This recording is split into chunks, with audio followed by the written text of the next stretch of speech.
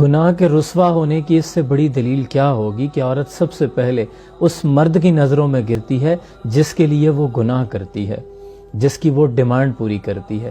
محبت ہو جانا غلط بات نہیں، یاد رکھیں قابل غور بات یہ ہے کہ محبت ہو جانے کے بعد اب آپ کیا کرتے ہیں؟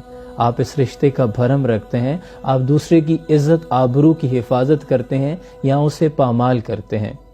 جو مرد حقیقت میں آپ سے عزت کرتا ہے وہ اس رشتے کو پاک دامن رکھے گا، وہ آپ سے جائز حاجات کرے گا، وہ نکاح کرے گا اور نکاح کے بعد اپنے نفس کی خواہش کو دیکھے گا، وہ رسوا نہیں کرے گا، کیونکہ وہ جانتا ہے عورت اگر دیوار سے گر جائے تو اٹھ سکتی ہے، معیار سے گر جائے تو پھر نہیں اٹھ سکتی۔ وہ آپ سے طرح طرح کی ڈیمانڈز نہیں کرے گا۔ میری بہن، دو ٹوک کہہ دینا مرد سے کہ اگر عزت کے ساتھ نکاح کے ساتھ وہ رشتہ رکھنا چاہتا ہے تو رکھے، اس کے بغیر اپنی عزت کا سودا مت کرنا۔ یہ اتنا